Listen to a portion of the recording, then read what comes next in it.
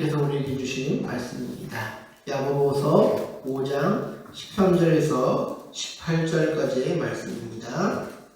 너희 중에 고난당하는 자가 있느냐? 그는 기도할 것이요 즐거워하는 자가 있느냐? 그는 찬송할지니라.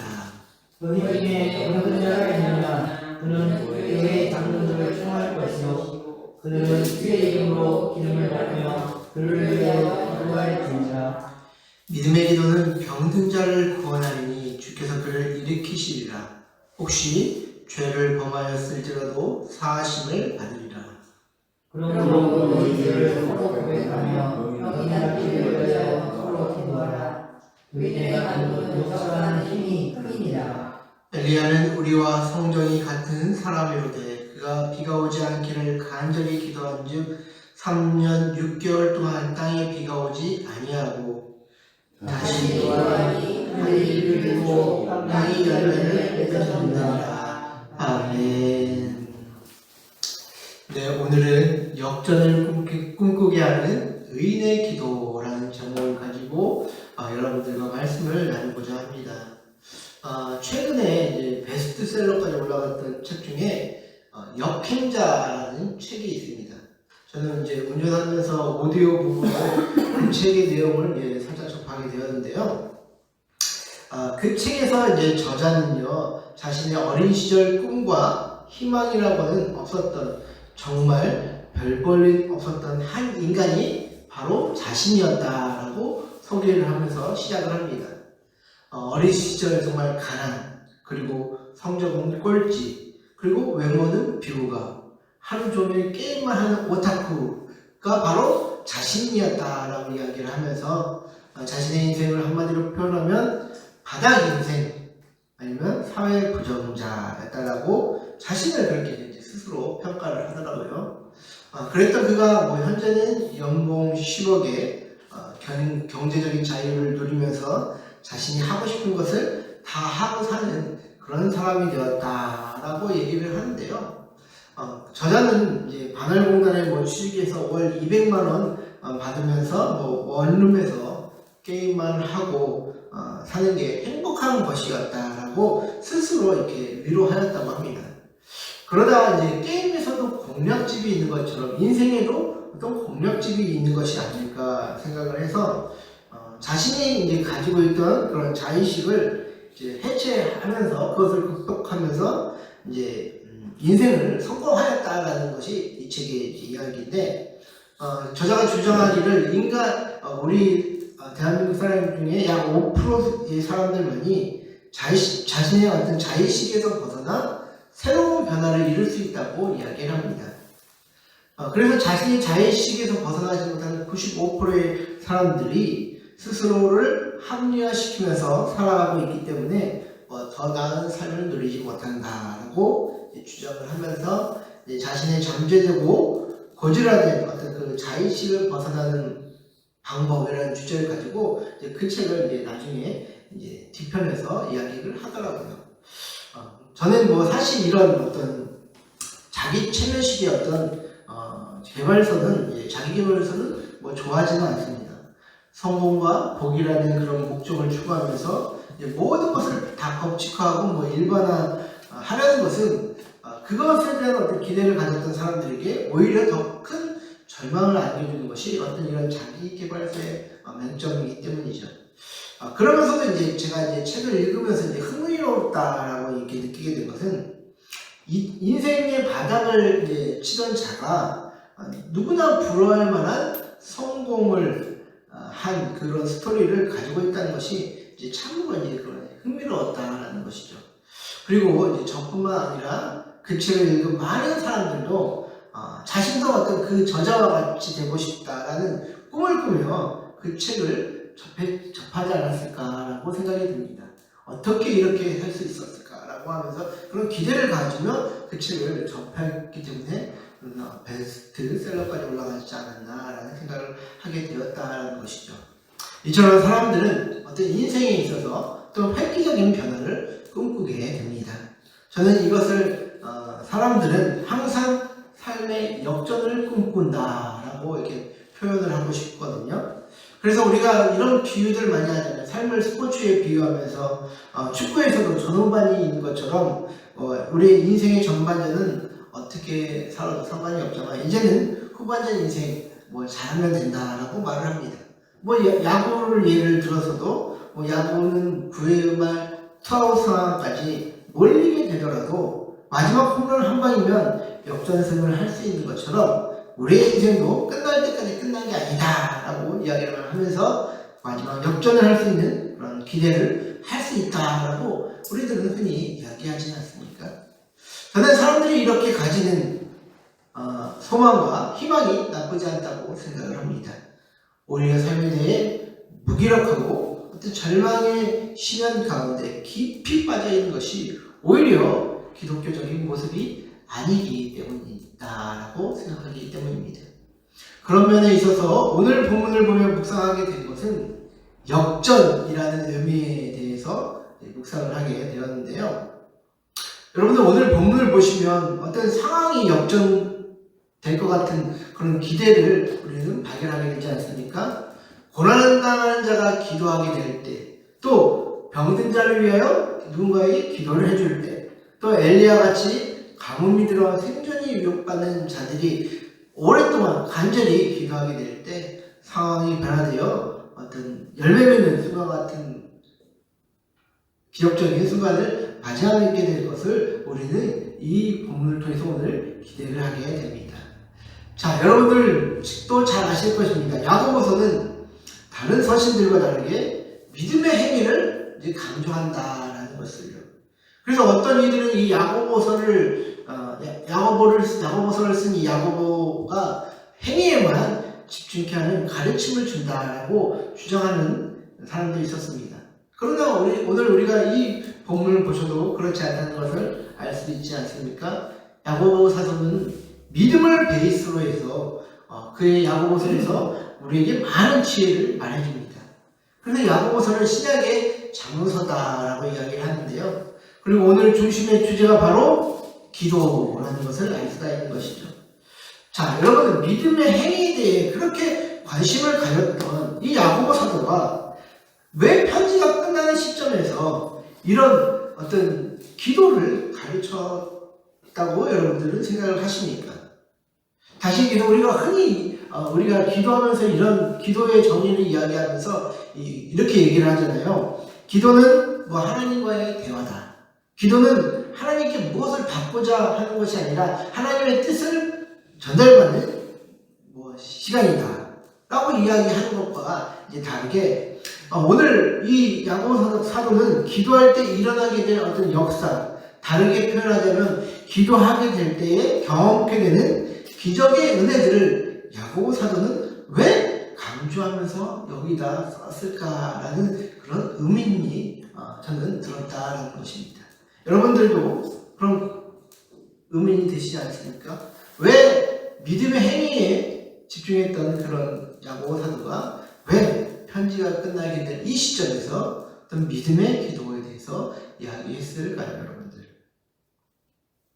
왜냐하면 야고보 사도는요, 의인들의 기도는 역사함이 크다라는 것을 자신의 어떤 경험을 통해서 깨달았기 때문이다라는 것이죠.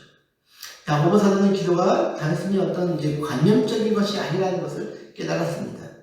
기도는 그리스도인들이 경험해야 할 실제로 기도를 통해서 하나님이 돕는 은혜를 경험하게 되는 매개가 바로 이 기도였다라는 것을 야고보 사도는 분명히 알았다는 것이죠. 특별히 야고보 사도는 오늘 본문에서 의인의 기도는 역사함이 크다라고 말을 합니다. 그래서 우리가 여기서 말하는 그 의인이 도대체 어떤 자들인지 우리가 한번 더 깊게 생각을 해보고자 하는데요. 저는 다윗을 우리가 이 대상으로 놓고 한번 생각을 해보고자 합니다. 여러분들이 생각하기에 그 다윗은 어떻게 왕이 되었다고 알고 계신가요? 다윗은 자기가 왕이 되기 위해서 억지로 어떤 노력을 하고 스스로 이렇게 왕이 되고자 설쳤나요? 저희는 다윗이 그렇게 왕이 되지 않았다는 것을 분명히 알고 있습니다. 다윗은 오로지 하나님의 선택에 의하여 이스라엘의 왕이 되었다라는 것이죠. 시골바닥에서 가족들조차 신경 쓰지 않았던 그 어린 목동을 하나님께서 선택을 하셨습니다. 그리고 사무엘을 통해 기름을 부어 왕으로 삼으셨던 것이죠. 그런데 그가 왕이 되는 과정이 쉬웠나요? 그렇지 않았습니다. 그러니까 처음에는 사울의 어떤 그런 이제 장수로서 이제 부각을 나타내는 것이 이제 성경의 모습인데요. 그런데 너무 부각을 나타내서 그런지 여인들은 이런 노래를 지어 불렀다고 성경에서 이야기합니다.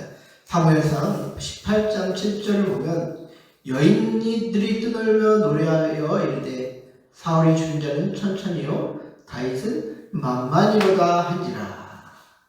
이 축적박한 여자들이 자기들만 알면 되지 그것을 또 노래로 만들어서 사울의 귀에까지 들리게 하니 사울이 어떻게 되겠습니까? 그때부터 사울이 이제 돌아버리는 거죠. 이제 자신이 왕위가 빼앗길까봐 전전긍긍합니다. 그래서 다윗을 죽이려고 애를 쓴 것이 사울의 모습이다라는 것이죠. 그러자 다윗은 사울을 피해 도망을 갑니다. 도망간 과정 중에 다윗은 어떤 생각을 했습니까? 그는 목숨을 부지하기 위해서 굴을 찾아 숨어 사울을 피합니다. 그리고 떠돌이 생활 중에 나발이라는 아주 완고하고 행실이 악한 사람에게 무시를 당하는 그런 모욕적인 순간도 겪게 됩니다. 또한 사울을 피해 적진이었던 가드라는 곳에 이제 이르게 되었는데요. 살기 위해서 미친 채 하면서 침을 흘리는 일들을 하며 겨우겨우 목숨을 구원하는 것이 다윗의 모습이었습니다. 이것이 다윗이 왕이 되는 그런 그 과정이었다라는 것이죠. 다윗이 언제 왕이 되고자 했습니까? 오로지 하나님의 선택에 의하여 다윗은 이끌림 받았고 연단되어지는 삶을 살았습니다. 그래서 시편 저자는 다윗의 상황에 대해 이렇게 말을 합니다. 시편 78편 70에서 72절까지 말씀을 보시면 또 그의 종 다윗을 택하시되 양의 우리에서 취하시며 젖 양을 지키는 중에서 그들을 이끌어내사 그의 백성인 야곱 그의 소유인 이스라엘을 기르게 하셨더니 이에 그가 그들을 자기의 마음의 완전함으로 기르고 그의 손의 능숙함으로 그들을 지도하였도다. 자, 여러분들, 하나님은 다윗을 불러내어 그를 연단시키셨고 마음의 완전함과 또 그의 손의 능숙함으로, 즉 왕으로서의 능력을 갖추게 하셔서 이스라엘 백성들을 이끄셨다라고 이야기를 하고 있습니다. 그래서 그가 왕이 되었을 때에는 하나님이 다윗이 가는 곳마다 이제 이기게 하셨다는 것이 성경의 이야기 아니겠습니까? 그리고 그가 심한 죄를 지었을 때에도 통회하는 마음과 자복함으로 하나님께 마음을 돌이킨 사람이 바로 이 다윗 왕입니다. 그래서 그는 하나님 마음에 합한 이스라엘 왕으로 우리에게 기억된다라는 것이죠. 여기서 발견되는 중요한 사실이 있습니다.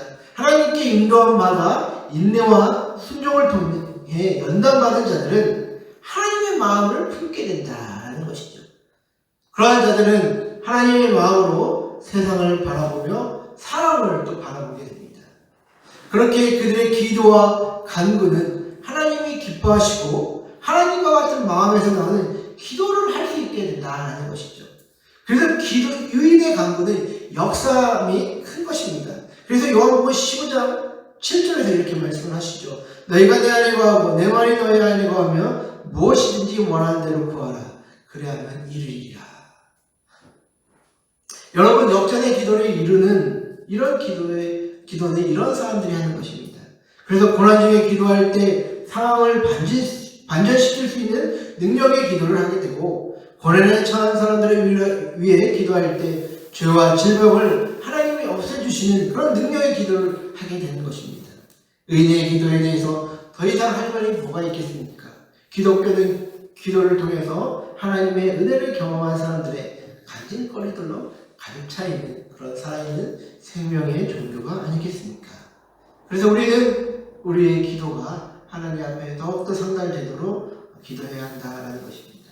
그런데 기도가 이렇게 의인이라고 부를 만한 자들의 전유물이라고 생각한다면 기도하는 게 정말 어렵고 또 부담스러울 것입니다. 그러나 그렇지 않습니다. 실질적인 기도는 어렵지 않다는 것이죠. 그리고 그런 기도의 모습은 요나의 기도를 통해서 발견되는데요. 요나서 2장 7절 말씀을 보시면요. 내 영혼이 내 속에서 피곤할 때에 내가 여호와를 생각하였더니 내 기도가 주께 이르렀사오며 주의 성전에 미쳤나이다. 저는 이 구절을 보면서 참으로 은혜를 받았습니다. 왜냐하면 하나님이 요나에게 니느웨로 가서 하나님의 말씀을 전하라고 하셨을 때 요나는 그것을 거절하고 하나님을 향해 멀리 도망쳤던 것을 저와 여러분들은 기억하고 계실 것입니다. 그리고 차라리 죽을지언정 자신이 저주하고 미워하는 저 니느웨 사람들에게 하나님의 말씀을 듣고 회개하는 것을 포기를 원하지 않았던 것이 바로 이 요나였습니다.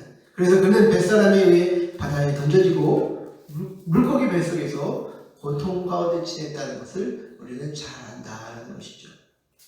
그는 불순종을 한 자였고 죽기를 자청하면서 끝까지 하나님의 뜻을 받들기를 싫어했던 자가 바로 요나입니다. 그러나 그가 물고기 뱃속에 있으면서 자신의 불순종을 깨닫고 다시금 하나님을 생각하기 시작합니다. 하나님은 그런 요나를 보시고 그의 기도를 들으시는 모습은 하나님의 성품과 자비하심이 얼마나 큰지 보게 되는 것인데요. 또한 기도는 또 화려한 문장에서 시작되는 것이 아니라 자신의 상태를 깨닫고 마음으로부터 하나님을 생각하는 것에서부터 시작된다는 것을 우리는 이 구절을 통해서 보게 됩니다. 자, 여러분, 그러면 우리 중 누구도 하나님께 기도하지 못할 자가 없다라는 것이죠. 문제는 우리에게 욕심으로만 가득 찬 목적이 있지 하나님은 마음에 없기 때문에 기도하지 못하고 기도가 능력이 없다라는 것입니다. 여러분, 요즘 사회를 보면 과연 이 나라가 제대로 될까 여러분 걱정스럽지 않습니까?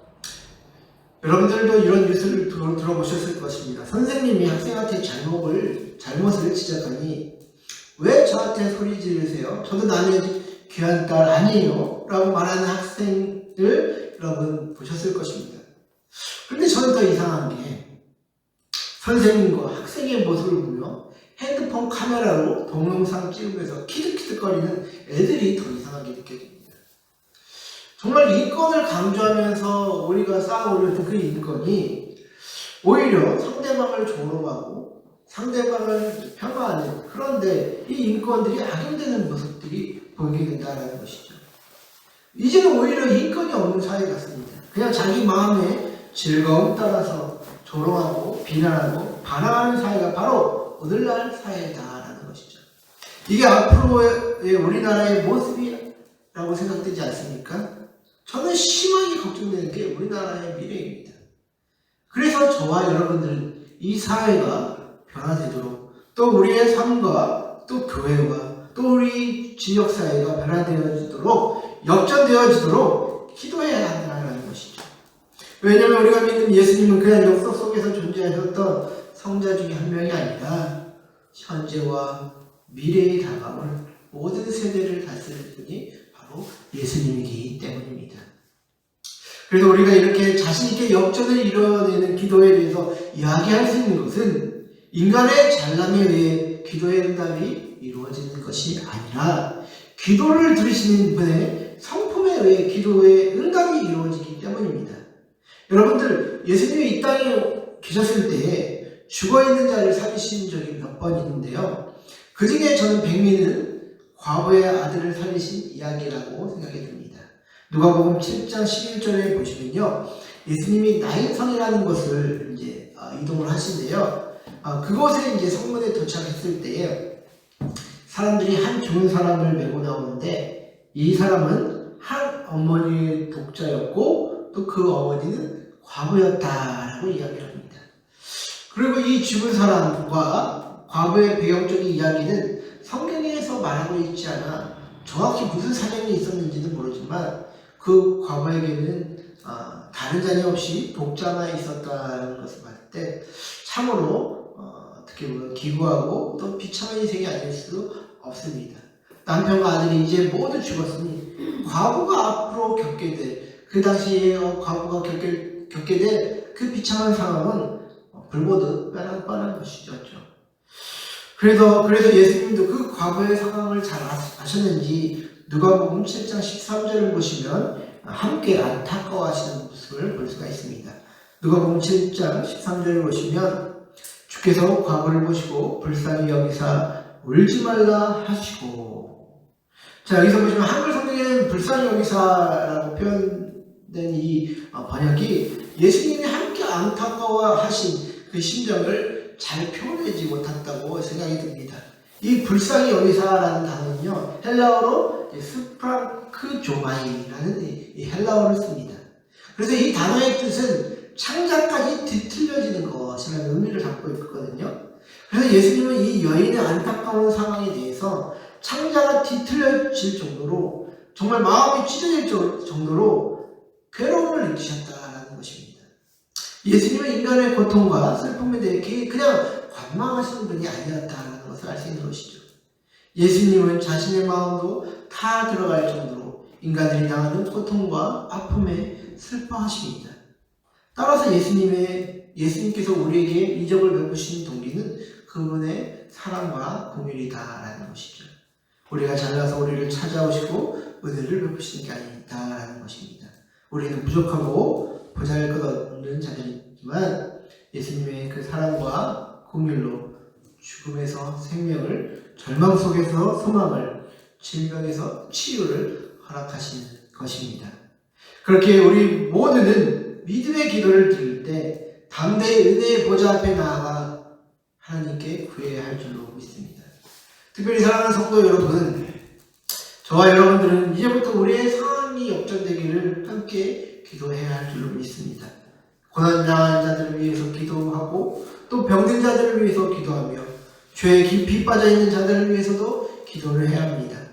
하나님이 우리를 모으신 것은 교회의 역할을 하며 의인들의 강도를 통해 세상을 변화시킬 이들을 찾고 계시기 때문입니다.